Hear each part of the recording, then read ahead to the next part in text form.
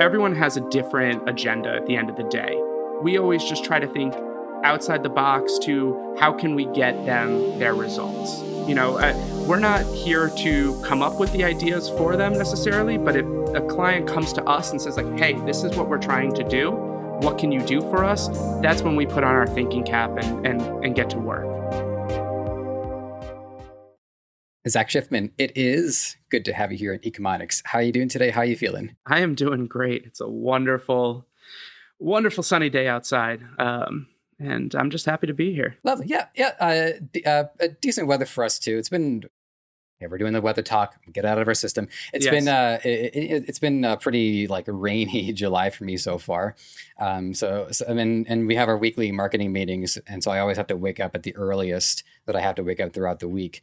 So it was nice though. I was just afterwards, I was sitting at the Starbucks on the bench outside, just like baking in the heat, being like, yeah, not a bad place to be, all things considered. So that's my day so far. It's great to have you here, and I also just want to give a thank you to the people who put you in contact with us. It means a lot to me personally to know that there are agencies and there's people who are personnel who are booking and they look at our show and they say, yeah, let's get this guy on to the program. And I mean, full disclosure, I'm sure that they do this a fair amount, but from my point of view, it does still mean a lot. So I just wanted to express gratitude for that. All right, so warm up out of the way.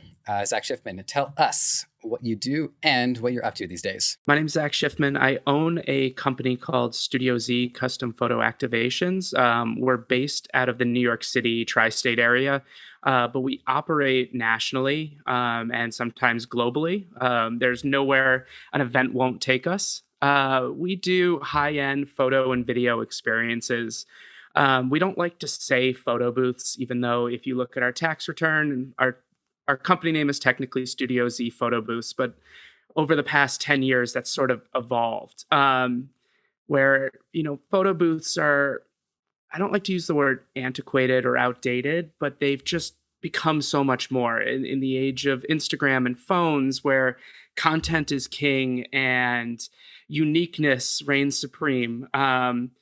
We're looking beyond the 2x6 photo strip and instead looking at ways that's immersive, not only for social events like weddings, etc., but more for brand activations, corporate parties, national tours, things like that really engage a consumer to interact with a brand or product. And because this is the first that I have heard the term photo activation, I'd like to know how you characterize that for our audience. Yeah, so it stems into experiential marketing, guerrilla marketing, those types of things where, a brand contacts us, says, we're going to be at, the MLB All-Star game. We use that, for instance. And let's say the company's T-Mobile, they're presenting sponsor, and there's a fan village, and they want a way to, bring consumers into their bubble.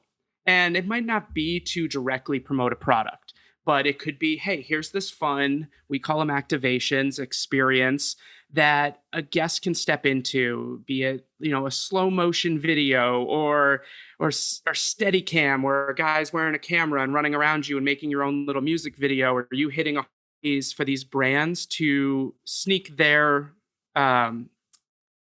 branding into it. It could be a logo, it could be full custom treated, but we create these experiences where the guest wants to post it and wants to give that quote unquote free marketing to their followers. You reminded me of something that I hadn't thought about prior to for a while. So this is going to be an odd story for my audience, but sure. I was into a show called The Handmaid's Tale, at least for the first two seasons. By season 3, I started to peter out. Yeah. The horror element to me, I felt was diminishing, but that's a whole other situation. And as much as I think my recurring audience understands by now that I'm freaking weird, Aren't we all? I, I certainly hope so. I My mom was like, "You're still dressing up for Halloween. You're like you're in your late 20s." I'm like, "Yeah, because we're all gonna die someday." Anyways, I really enjoy I enjoy the concept of gender bending, and so I said, I'm gonna do a male handmade version of it. Okay. And some of my friends were skeptical about that. They thought it was insensitive, but it turns out everybody really appreciated it. And I remember, and so the reason why I'm bringing this up is I remember going to a fan convention back when we had those, and there was a photo booth for, it was a movie, I think it was called The Nun. And the guy Okay. pulls me into the line and says, Come take a photo with us." And I think he did that is because what I was doing from my perspective as a fan was enhancing the brand for them Hmm. because of the way I was dressed, and it lined Yeah. up with the horror element. Yep. And so I pose that to you as part of the experiences. Are customers able to effectively enhance the brand as well, in spite of their own enjoyment of it? Like, they're wearing the jerseys, they got the hat on, and I think that's part of the strategy. But I'd like to hear from your perspective. Yeah, I mean, it definitely is. There's different ways you could look at it. It could be something where it's just, on the streets of New York and they're just looking for that passerby, or it could be that they're focusing on a niche market at something like the All-Star Game or a New York Comic-Con, where they're looking for those rabid fans. Um, like Handmaid's Tale is like something very specific. You could come to us and say, hey, we're with Hulu. We're going to be at New York Comic Con and we want a Handmaid's Tale experience. Well, we could create like an immersive green screen photo booth to put you in scenes of the Handmaid's Tale, or we could create like a virtual morph where your face turns into one of the characters. And it's fun for the fans and it's fun for the brand, and it takes you out of the TV screen and into the real world, and it just helps grow that natural engagement. And all these companies just hope that you share it, you show your friends, and if you can add one person into their world, then it's a win for them. Sometimes companies aren't looking for the KPI or the ROI on it. They just want a fun experience for their loyal fan base or their consumers, customers, etc. Yeah, and I think that there's a major struggle there, because you do have accountability departments that are trying to keep track of these KPIs Sure. for good reason, because everyone's trying to not only stay employed but thrive, and they want to see the company do well. But there's so much that you just can't quantify. You can't quantify the moment to moment experience that people are having, talking with their parents, their friends about this great trip they had. I would say with the emergence of social media, that has certainly gotten a lot easier, because now people can post their own photos. People are encouraged to share more of their personal experience, but it's still not exactly one-to-one with the real life experience that people are having. I say in the past, 5-7 years, social media landscape has changed very much. So when Instagram first came out, and the dawn of the hashtag was born and everyone started using it, it was, how many hashtags can we throw on a post? Hashtag Coca-Cola, hashtag T-Mobile, let's at them, this and that. And then people started learning that they could monetize this. The Kardashians, the influencers of the world said, hey, why am I promoting your brand without being paid? So that's where we come in now, because naturally, like, I'm not going to go someplace, see something, and just tag a brand or promote them for free. It's just like, it's boring. But if you hire a company like ours that can create a unique experience that the fan or consumer or the passerby just says like, wow, what I just did was really cool, I have to put this on my story. And they forget that logo's in the corner. They forget that end title card with all the flashy branding, or they forget that there's a product in the shot. It has subliminal as it could be. Those are the ways these brands are trying to break into the Instagram, the TikTok world now without having to pay, influencers. And I think influencers too, I mean, at least personally, they don't hold as much worth as they used to. I see things now, I'm like, do they really use that product, or how much did they get paid for this today? Yeah, I mean, I think it's a niche by niche basis. Like, for instance, I think if somebody is an influencer in the clothing niche, it's like, oh wow, you're wearing different clothes from a different brand. I don't blame you for that one bit, because people are not going to wear the same clothes on a day-to-day basis. And I think wearing like clothing for one brand, because it's a balancing act between, if I'm constantly wearing the same brand over and over again, I think that's also a form of disingenuity. Whereas, Yeah. okay, well now it's, I might as well just tattoo Nike to my chest for all the consistency that I'm giving them. And there's also a compelling, I guess, intersection between a couple of challenges here. So yeah, the first challenge is having a genuine experience for the person. You have the brand wanting to convey a genuine experience, and then you have that being translated onto social media. So you have these three pillars that are all, it's a balancing act between the three of them.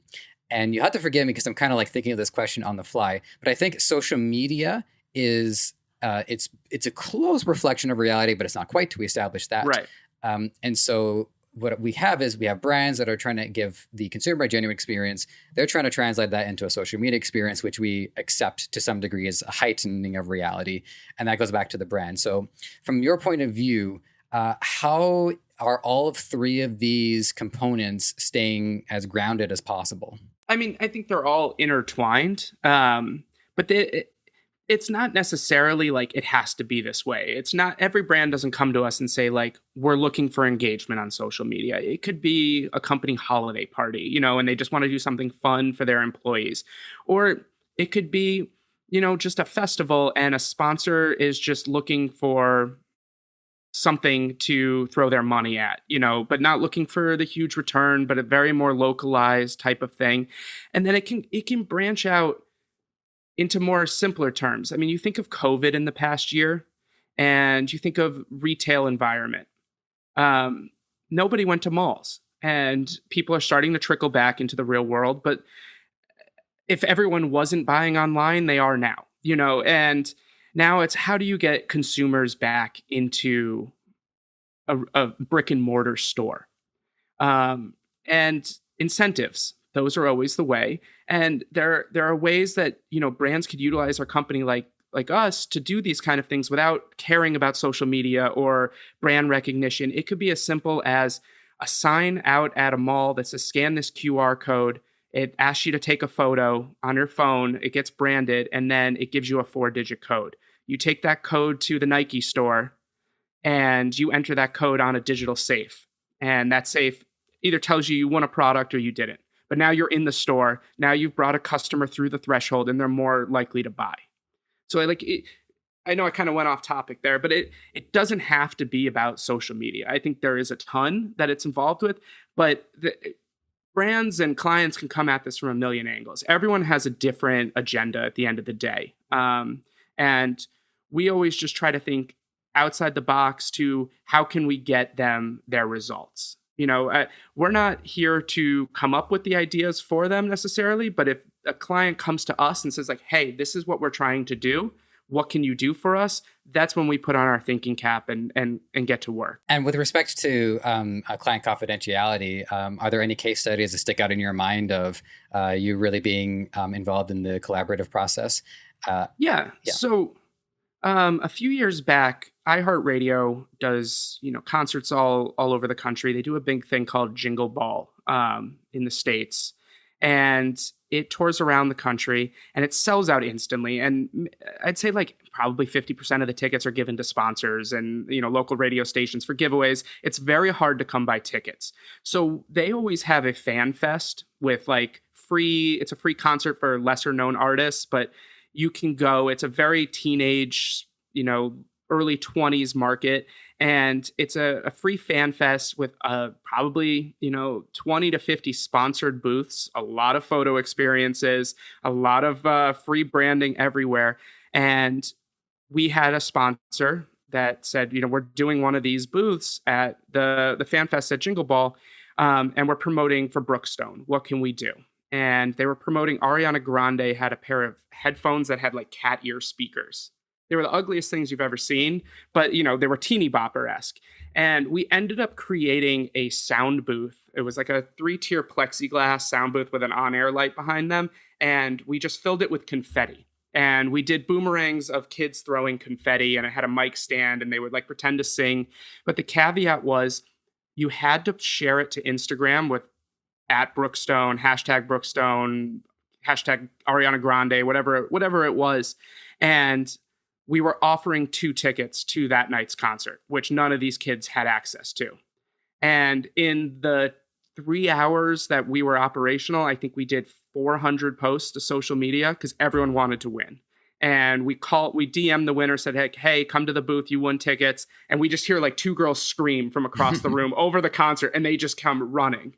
So like those are the kind of things that we love doing. That those, I always say, like gamification and incentifying is always the best way for a brand. Don't come at us and say like, why didn't anyone post this organically? Well, sometimes you got to give them that little bit of, hey, do you want to win something? Here's what you have to do. I'm going to go touch on this. This is going rather to a detour here, but I think it's an interesting observation, which is I think gambling is actually like a really healthy thing for economy, because usually a transaction has to be a win-win for both sides. But if people are willing to gamble, whether it's their time or their energy or their money, what you have is this win-lose scenario that everyone's actually okay with, because they're like a bunch of people they're all willing to take the photos, they're all willing to take the chance on it, using their time, still having some fun, but not everybody gets to win, and that actually produces a profitability margin that you can't get if you were to just give everybody tickets anyways. Yeah. We're building on a question that I had written down earlier, and I just things have been cascading ever since, but I want to make sure that we get to it, because you were mentioning how the evolution of the photo booth, and it's almost like now the photo booth is like a nostalgia experience. My girlfriend and I, we sat in a photo booth for the first time like a year and a half ago, and you think that these things would come natural to us, but I was abysmal in that thing. So now it's just this reminder that I'm an overthinker even in a freaking photo booth. But what stuck out to me was, I think like the on a technical level, what makes photo booths effective is that they're consistent. You sit inside, you get your background, and you take clear photos that certainly do their job, and those photos can last a lifetime. And what we've been building up ever since in this conversation is the ability to with people taking their own photos, they have so much technical prowess at their own disposal, just taking a selfie and something like that. So what we get to, what you're doing is, it's not only are you competing with like photo booths and classic methods, classic formats, but you're competing with each individual person who may very well just make a memorable experience all on their own. I mean, how often? We're competing with Instagram and Snapchat directly, and the TikTok era in the past year is fascinating. The things kids crank out on TikTok. I mean, I'm a TV major and a marketing major, and I remember, 12 years ago, like sitting in my computer lab at Emerson College trying to edit video.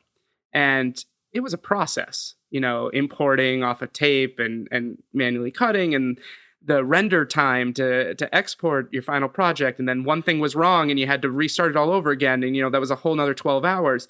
And now these kids have like the power in their phone, and in the click of a button, it's instantly processed. And some of like my software and the industry software can't even compete with that. It's Windows based. It needs RAM. It needs all the resources in the world, where an iPhone is just like instantaneous. And we're competing with that a lot. And that's why I say, the photo booth is evolving, because we integrate Snapchat AR filters. We make Instagram story filters for brands. We're working on one right now for a makeup company's virtual conference this year. And it's just like, it's for internal use, but it puts on like the conference lanyard and it swings around them and things like that. Where they could go, there's a company that could do it 10 times better than us, but we're going to also offer it, because I don't want to lose customers because of new technology. Even if I have to outsource and subcontract, that's what we do. But we're constantly looking for the next thing. And I constantly try to think of, well, what can we do that people can't do just with their phones organically? And that's where things like a 360-degree photo booth comes into play. We have a 48-inch platform that can fit 5 people, and we swing an arm with a slow-motion camera around them, and we instantly transfer it, process it, and share it in under a minute. And, short of someone taking their phone and running in circles around someone, it's a unique output that they can't get on their own through these apps. So those are the things that when I say we're not a photo booth company anymore, we're an experience or activation company. These are the things that we're trying to do. Our next big thing, if you've ever watched the red carpet before any major award shows, they have a thing called the Glam Bot. It's a high-speed cinema robot. It's done by a Directors Guild director out in Hollywood, and it's stunning. And it's a quick 1-second shot that is shot at such high speed it exports, 10 to 15 seconds in length. And it's one quick turn, pose, etc. But it's something that people can't do organically. That's our next step. We're launching that at VidCon this year out in LA in their creator lounge, or I don't know where actually the final footprint is for that, but that's a big thing for us, and that's those type of things when you walk into a room and you see a cinema robot that stands 8-9 feet tall and is moving at 3 meters a second. Those are things people step back and they're like, holy shit, I need to do that. Holy shit, I need that. I will wait in line 30 to 40 minutes to do it. And I will put that on my social media right now. And that's what we focus on. And there are times where we maybe focus on something that doesn't come to fruition, and that's okay. But, constantly looking to change and evolve and be different than the rest. You'll have to forgive me for asking this question. This is just pure personal curiosity, but do you ever get pushback, whether from a potential client or even from some potential customer or user of the experience, where maybe they're concerned about overexposure, or that it's getting to the point where a little bit too much of their life is being committed to video? I haven't really come across that. That's interesting. Every once in a while we have repeat clients that will come back to us and just say we just want to do something normal. We just want crisp, clean photos, on a white background with our logo in the corner. We want to go back old school. And I'm like, all right, no problem, or, we don't have the budget to do something crazy, but we know we want or need something. I don't get a lot of the overexposure aspect of it. I've had clients ask for non-branded photos. They just wanted an output that they thought would get shared more without their logo, which is fine.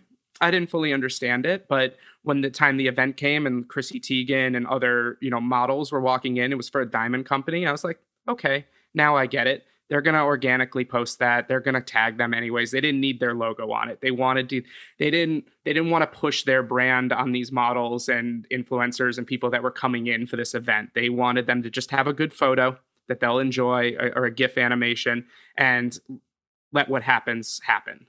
And I respect that. Yeah. Okay. I appreciate the answer to that question. Yeah. I sometimes I just come from surprisingly being in media. I'm not skeptical of media, but I'm a bit of a social media skeptic. I've only told this story one at a time on the program, where we were having a party and a grasshopper gets in, and it's on a cupboard. And so I grab a Tupperware container and I place it on the cupboard, and I'm slowly inching it towards the side so that I can line it up with the lid, catch it, go outside, release a grasshopper. And one of my friends, of course, has to video this whole thing. I'm like, are you videoing this? He's like, yeah. I'm like, why? I'm just trying to live my life. Yeah. So this is kind of where I come from sometimes. Yeah. But I was just curious about that one. I'll wrap that one up in a little bit. Okay, so I wanted to make sure that we talked about the different formats that you offer, because while we discussed prior to the recording the ratio of people that we speak to strictly in e-commerce, whether they be drop shippers or drop servicers or something using the term drop, that we also have, we get to talk to media people not as often. So yeah. With that said, also as a side note, I'm a media professional as well. I own this business. I also work for NBC and the Today Show as a stage manager. So I work in the national news landscape. I've been in production for 15 plus years now. I started at ESPN, worked my way through NBC. I've worked for CBS, Food Network, all major places. So I love the mesh of my two lives. They cross over in weird ways, but it's been a happy crossover, and I like to see how that happens and how I can, utilize my TV experience and my photo experience and vice versa. Yeah, I was definitely looking forward to asking about that too, because my producer, she will pull out people's LinkedIn profiles so I can go through that. Sure. And it's coming from a skeptic. I'm just not a fan of LinkedIn telling people who's seen what. So we'll chamber that because I'm really Sure. interested in Yeah. hearing about that. But the purpose of my prior tire tribe was to convey that in spite of the media professionals that I had spoken to so far, you offer really a lot of unique stuff that I haven't seen before. So we talked about the 360Z photo booth. There's a couple of other ones I just wanted us to let the audience know about, just to even get their own minds going. So there's Prism, Camera Away, and then what sounds to be the most classical of them all is the photo/GIF booth. So our photo/GIF booths we call them open air photo booths. They're not like the small enclosure things that you find in the mall. They're much more compact. They can fit in any size room. We do a freestanding backdrop. We custom print backdrops as well in any size. And the kiosks themselves are about a 1x1 or 2x2 footprint. And they're really powerful. They can, take regular photos. We can stitch photos together into a GIF. We do things called our glam filter. Some people call it the Kardashian filter because the Kardashians were known for having the company that originated this type of filter at their birthday parties. And then it kind of, as it does, spirals and becomes a fad.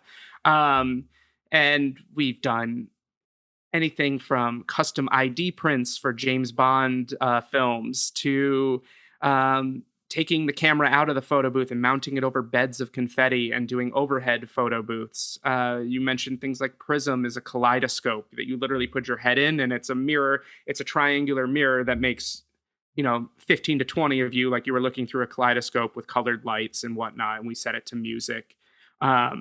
Camera arrays have been around for a while. It originated or became popular with The Matrix. That's how they did the effect around Neo when he was dodging bullets.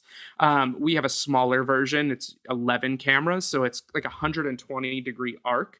They all fire at the same time, so they freeze you in motion. You could jump in the air, and we would capture that, and it would rotate around you and create that animation. People love that kind of stuff. We do virtual photo booths in COVID. We create fully branded websites where event goers go online and take a photo of themselves on a website and it gets branded, or a GIF. Something I thought would never take off and has surprisingly been one of the most lucrative things my company has ever done, which is crazy. And one of the things I always say is my website or our website doesn't convey everything we do, because the best thing we do are the out of the box unique ideas a client comes to us with. I can't put everything we've ever done in, a few pages on a website and want it to perform on Google and load without slowing everything down. Yeah. Especially in our field, my SEO people every day are like, there's too many GIFs, there's too many, big images on your site.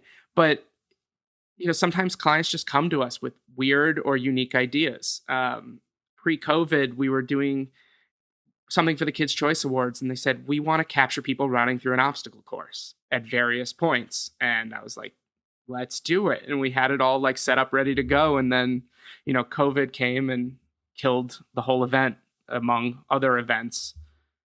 We were doing the Glambot style thing at Coachella, and it was going to wrap around I believe it was a Mini Cooper promoting their new car. And it was like, you sit in the driver's seat and this cinematic robot arm would fly around and hit different points, showcase the front of the car and then fly up and into you in the driver's seat, like those kind, and put you basically in a commercial.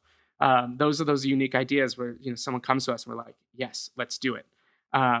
With VidCon coming up in LA, which is like the big YouTube conference, we've pitched ideas. Clients have said, we want to make a room where you walk in and there's a scientist and you're being recorded on an old school VHS style camcorder and you get superpowers. And they're building the room up where, like, if you punch something, it will shatter and break, or, you do other things it's almost like an escape room where experiences happen when you trigger things. And we were going to film it all and bundle it all together like a test subject video. So that's where the fun is. I love taking photos, but when someone comes to us with this like crazy idea, like, let's do it, let's go. That's where I wake up in the morning and I'm like, today's going to be a good day at work. Let's create. It must feel very freeing to be able to really let your creativity flow and Yeah. allow, and it's of great usage and great value to the people who are reaching out to you. Yeah. And you know, and we definitely like talked about the, you know, the corporate side, which we will continue to do so. And I think that this is also true of, I guess, the more personal stuff that you work on too, because I know you also do weddings and events Yeah. along those lines. So I'm gonna go on a limb and say that some people have come up with some pretty creative ideas for what they want on their big day. Yeah. Weddings are all over the place. It's a lot of people just want standard, crisp photos. When we started this 10 years ago, I had two 6 foot tables full of props, hats, boas, and I thought this was the greatest thing. I thought this is what everybody wanted, to look like assholes in wedding photos. And then I slowly changed my mindset and pivoted our brand to more of a luxury, high end company. And one of the ways we did that was really we got rid of props and we have like some little signs with sayings and maybe some sunglasses, but like that even makes me cringe now because I realized that while it's fun the night of the wedding, what a couple really wants, a year later is a great photo of a loved one that they might have lost, that's not covered in a mask or a hat or something, just a great photo they can print and put on their wall. And that's what we try to do. We're photographers first. We use studio grade lighting. We don't really do like iPad photo booths, which are very popular right now. They have a time and place. I don't think like weddings are really that. We use high-end DSLRs, good lenses, and good lighting, and we try to be a secondary to the on-site wedding photographers, to be able to capture from a different angle. Capture throughout the night as the drunkenness goes on, but you still get, that great capture. We love doing black and whites, like in super high key, with our glam filter, and everyone just looks like a model. And, we always get emails from brides just saying like, thank you. We love these photos. They're so great. Or, we lost so-and-so a month after. I can't tell you how much it means to me that we have these photos that you guys were able to capture. And those are the things that make you smile and realize we're doing something more than just, a business to make money.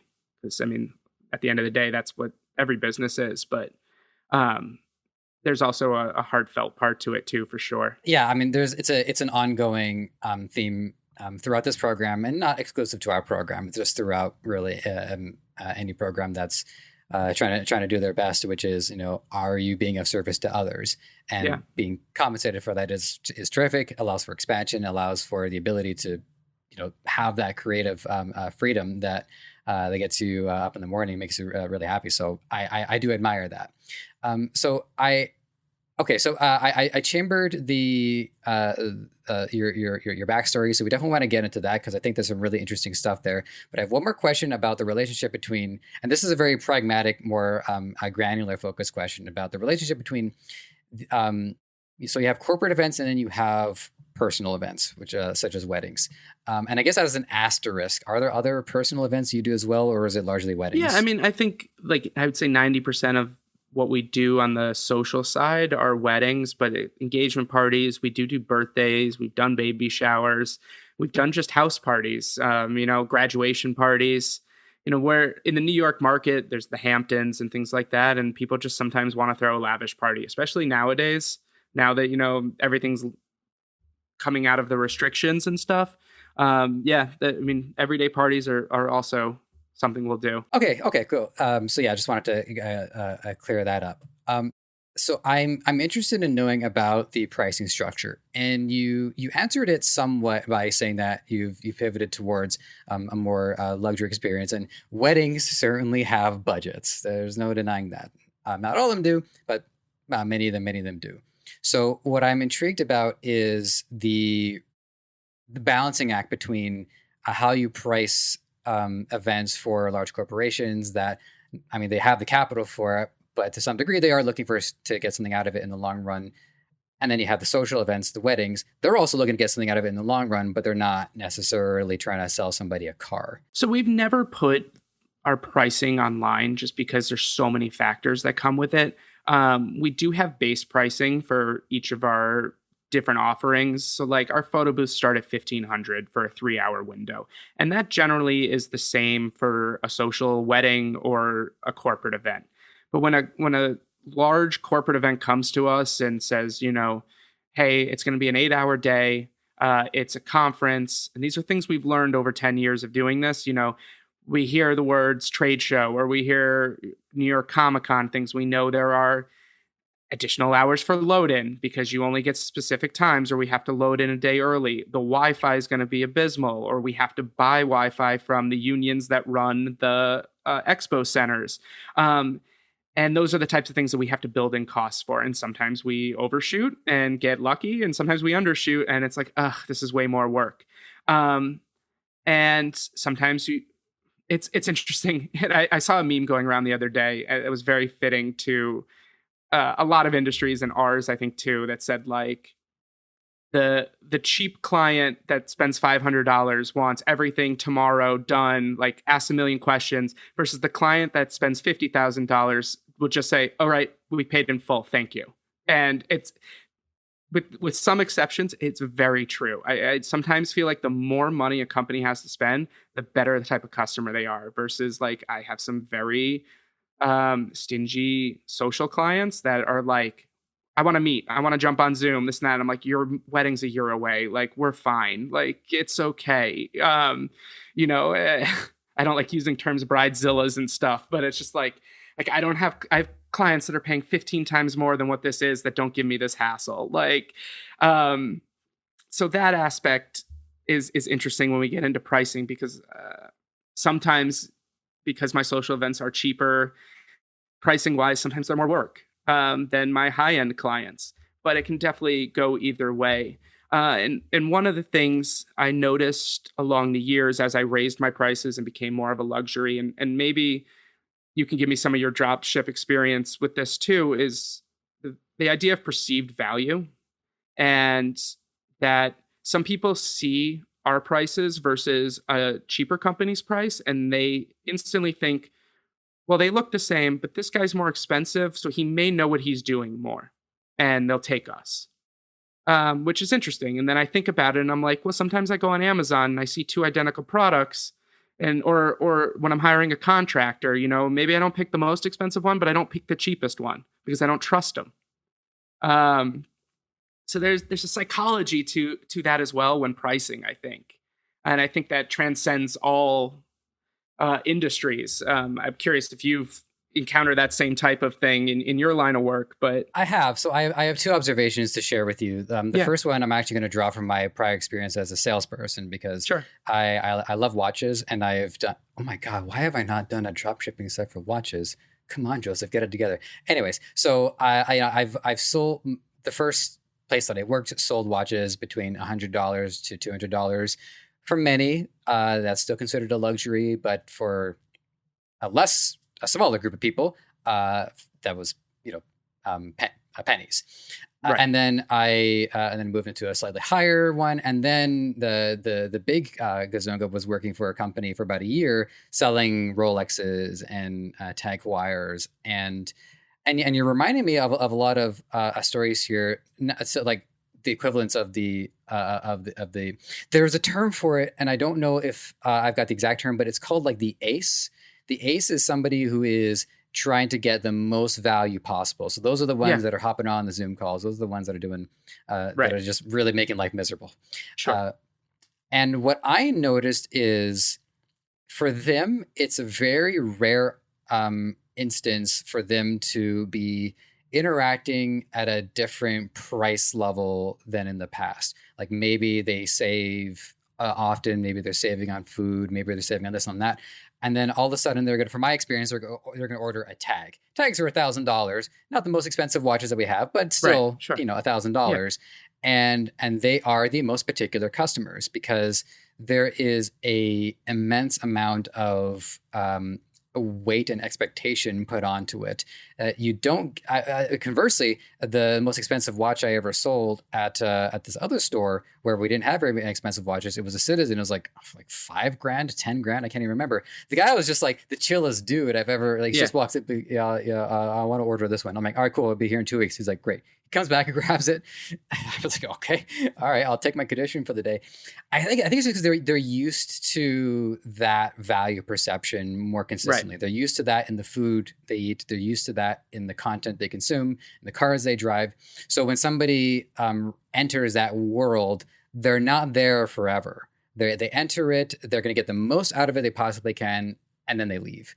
And that's my takeaway. And I think that's probably what's been occurring with the Zillas that you've encountered.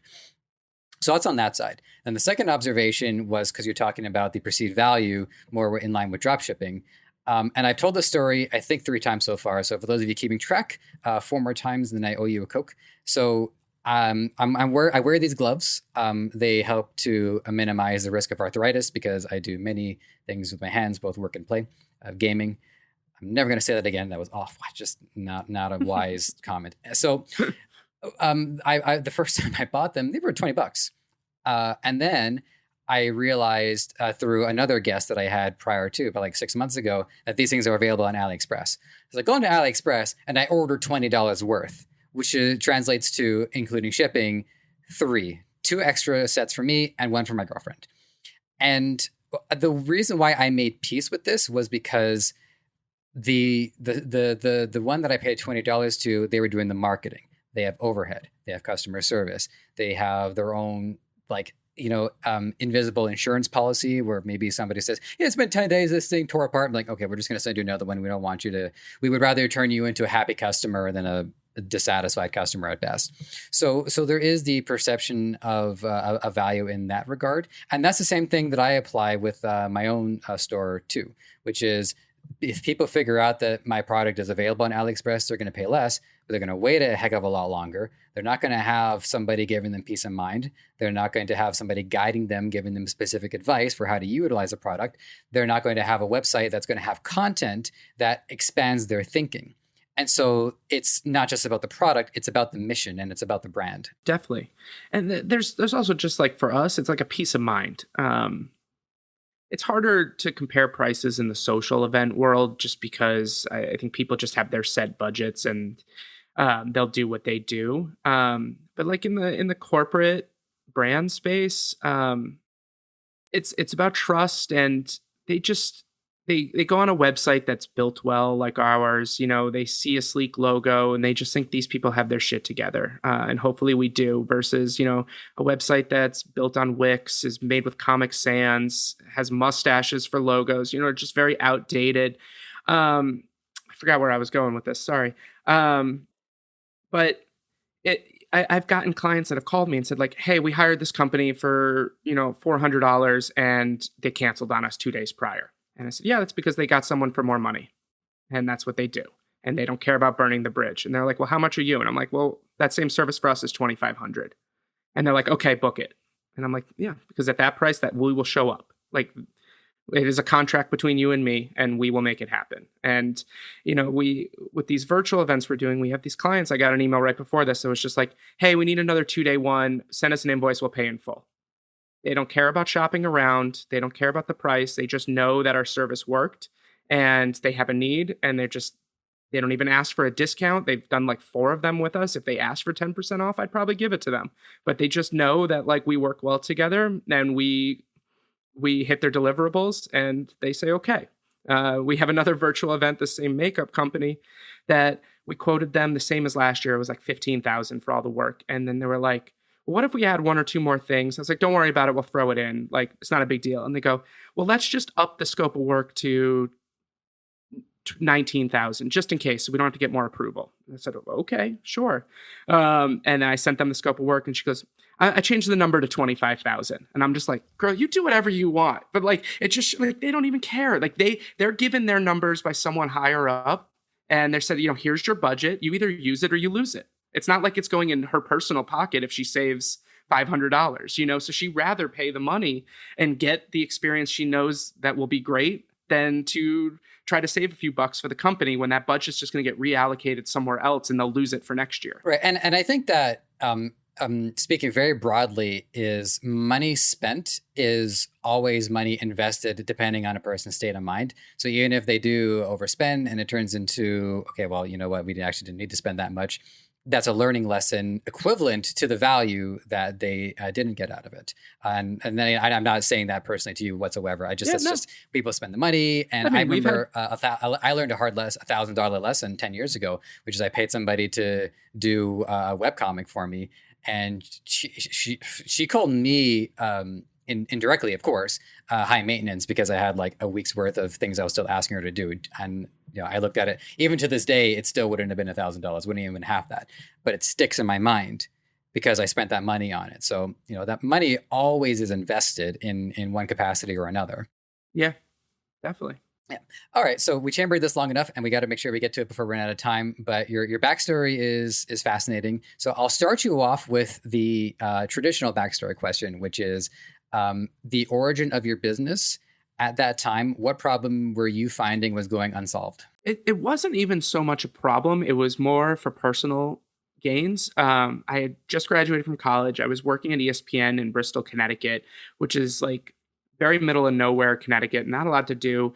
The job paid like sub $30,000 a year. And I just wanted something to supplement my income so I could like enjoy dinners with friends and things like that. And I'd always been a photographer.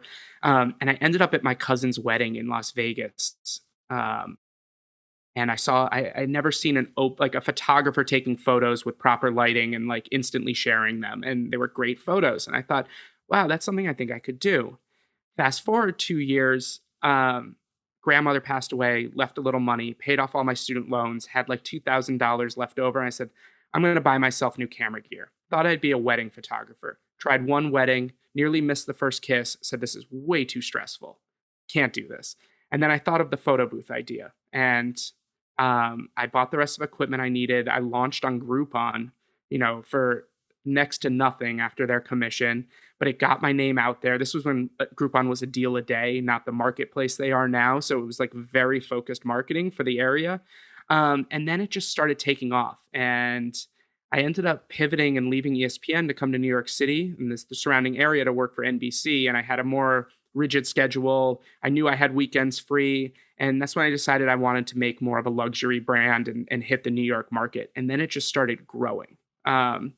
It started growing with people in the TV world that I had met. It started partnering with event planners and then PR firms. And every year it just kept growing more and more. And then I started bringing on people to work the events for me because I was working a full-time job and a full-time business. And my full-time job, I'm up at 4:30 in the morning, and some of these events go to 11:30 at night. And I was dead, and I'm still dead sometimes, but I pushed myself. I did it.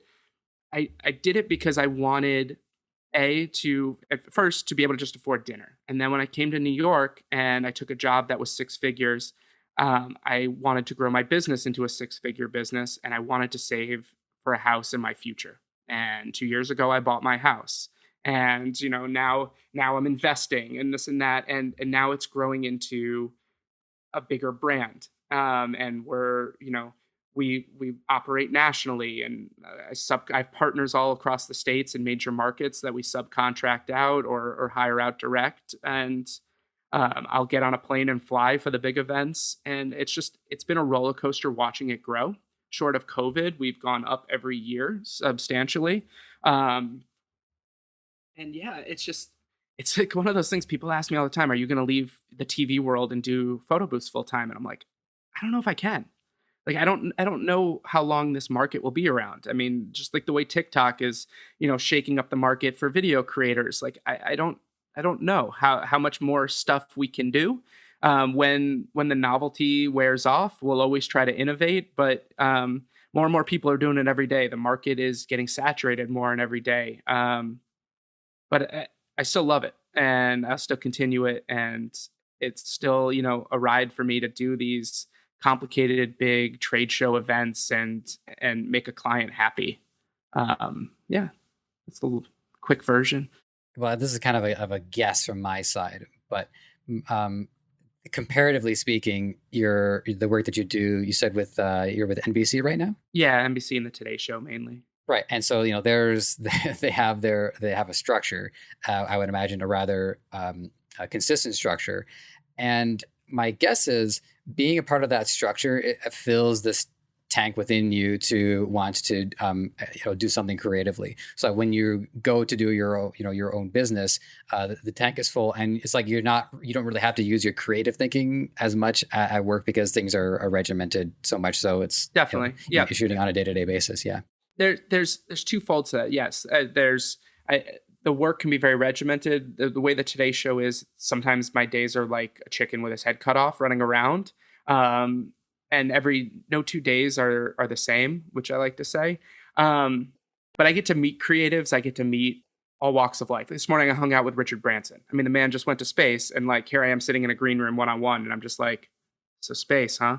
Like, and he's like, yeah. And they're just like, that's freaking cool. And then I said to him, I go, when's the Virgin Cruise Line finally getting to seas? And he's like, hopefully later this month. And I was like, that's pretty cool. Just so you know, my company did your launch at the World Trade Center 2 years ago. And he's like, no way. What are you doing? I said, we're a photo activation company. And you guys were our client 2 years ago. And he's like, that's really cool. He's like, good to see you. I mean, not that I met him 2 years ago, but it was just, that cool, like I said, meshing of worlds. But on the other end, when we're talking about like things like my 360 video or the Glambot experiences, that's when I get to take my director background, my TV background, and that's how I pitch myself over other companies. Anyone can slap a camera on these things and do it, but I like to think that I have the creative directorial eye, and I know how to talk to people in the ways I would in TV terms and pose them and tell them like what's naturally going to look good and how to, make their experience even better. So I try to use those to my advantage. Yeah, and I do think the credentials too go a long way if people understand what your current line of work in that exact moment. I think also lends a lot of credence to what it is that you plan on doing with clients. Yeah. Yeah. So I tried to count up your different positions as a stage manager, but unfortunately I only have two hands, so I'm kind of out of my element there. What I wanted to know was the relationship between the vertical experience and the lateral experience. And this is a concept that I'm developing, so I have to explain it.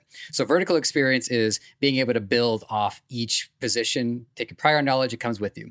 Lateral experience is having to then establish a new vertical because now there's new experience that you have to almost build from scratch. And being a stage manager in a lot of different positions, I'm wondering if it's mostly vertical or if there have been different things that you've had to build from scratch. In the TV world, I'd say it's mostly lateral because no two shows are the same. So like I feel like I'm great at what I do on the Today Show, but then like I get called to work a boxing match. And I'd never done boxing before. And the stage management of that is completely different.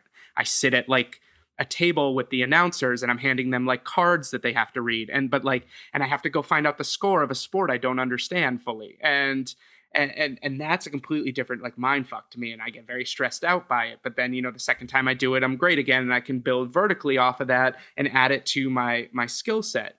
In the photo world, COVID was a great example of that. I mean, we vertically would always build off of the photo booths we had and make them better and more unique. But then COVID was like, all of a sudden, events didn't exist. We didn't, 6 months ago, we didn't know our summer would be this good. And I know in Canada, it's not there yet, but Ontario, it's a whole other problem. I mean, New York's like basically back open, but we thought this would be, all of 2021. The fact that I went to a concert is crazy. Or I was on Bourbon Street in New Orleans over the weekend and it was like COVID never existed. But I had to pivot this time last year and create a whole new product and a whole new experience to try to keep our business alive. And at that time I was furloughed from NBC, where I'm a freelancer there technically. So I wasn't even working. So now you're just trying to stay afloat. And I had to learn to code more, get my CSS chops up, my design chops up more, and really figure out how I was going to offer this virtual photo booth product. And we hit the market running early with the SEO and getting the web page up. And, now we rank 1 on Google for it, and it paid off for us. And now we see that sort of fizzle away. And I don't know if it'll stay or there'll always be some sort of virtual or hybrid event. So now I guess you're taking that lateral, like you said, and merging it with the vertical, because I think we will see events, we call them hybrid, where, a trade show in Vegas could have 1,000 people on the floor and 1,000 people that are doing a virtual walkthrough experience online from their home, but they want, photo experiences for everybody. So that's our next step, and that's like weird convergence, I guess, of the lateral and vertical. Yeah, that's a great answer to the question. I wasn't sure what to expect, but this is why I'm glad I'm working on this philosophy. So we're closing in. The last one that I'll ask you, and this is more of a personal curiosity than anything, is of the virtual events, I guess mainly within the last year, if any of them in particular really stuck out to you as how to make something like that memorable for someone who's, I guess, just accessing it from their own home. It's interesting. Some of these virtual events will get like 4 photos, and maybe the client didn't promote it right, or it just, it wasn't popular. We do events that get the average amount, a few hundred photos, and everyone seems to have a good time. And then we'll get like a random event. We work with the Rotary Club, and they did a bunch of like international conferences, and they took thousands of photos in like 2 days, and they're all like older people. I'm like looking through the gallery, and it's like 90% of it are like 55 and older. And that fascinated me, because it's just like, maybe because they're not the Instagram people, that this is new and exciting for them, but it wasn't the market I ever expected to see pop up on these photos. It's still it's a very interesting world, but we're creating different needs for different people, and it doesn't have to be like parties or brands. Ford came to us, and we created a whole intranet thing for their worldwide employee base, where they take photos and type how they're contributing to what's called the Ford plan, which is like their internal goals. And they choose an emoji, they choose their country and their division. And there's a whole gallery that we created that's sortable by division, by country. And you can see how other employees are contributing to the plan. But like the response to that is it launched a month ago, and they have hundreds of photos, and now they're about to do the worldwide launch of it. Like, that's really cool. Like, not something I expected, to get a pitch for. But it's very unique and very rewarding, I think, and also hopefully a great long-time client too.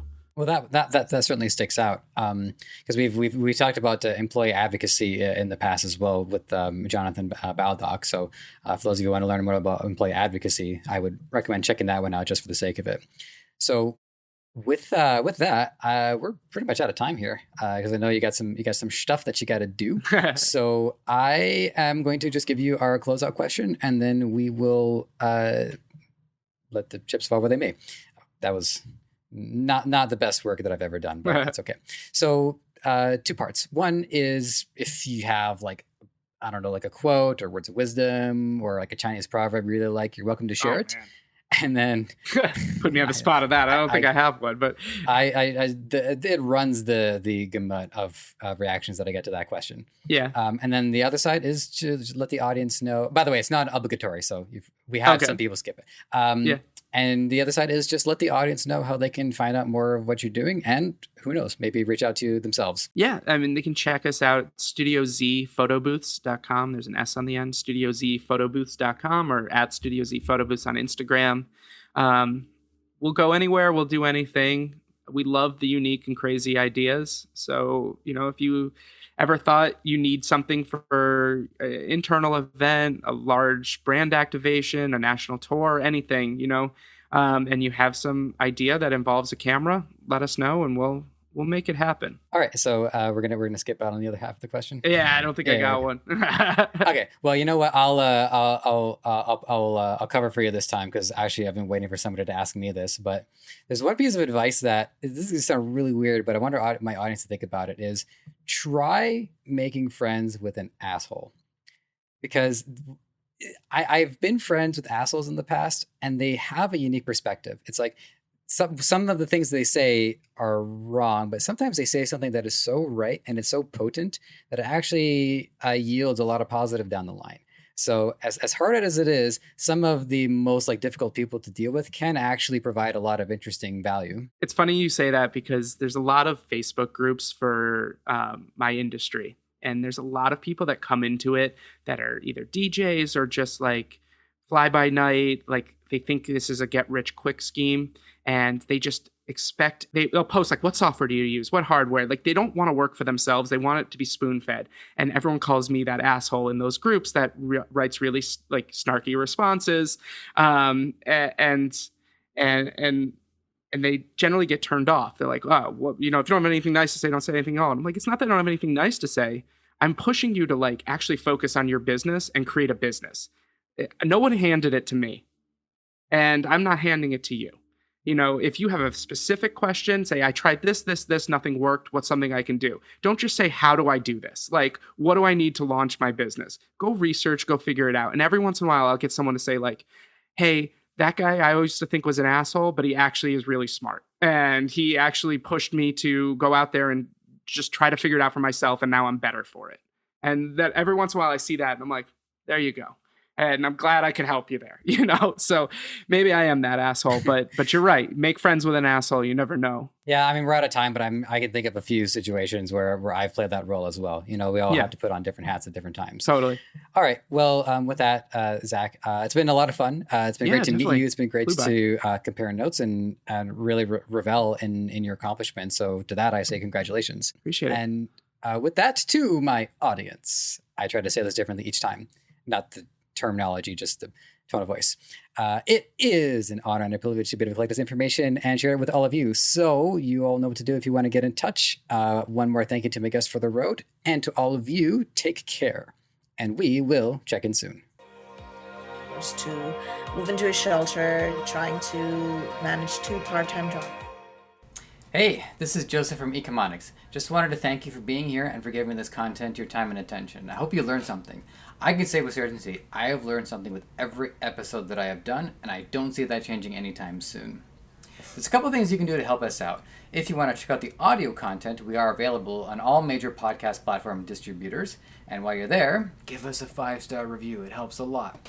And while you're here on YouTube, there's a lot of things you can do to help out as well. It's not going to take very long. Subscribe to the channel, hit the like button for this episode, and hit the notification bell so when we have new content for you, it's going to be at your doorstep ASAP. Lastly, this podcast is created by Debutify, the best Shopify template available. It is 100% free for you to start, and it can change your life. It can make you so much more free than you are right now. So if this episode wasn't enough to convince you, I think a few more might do the trick. So have at it.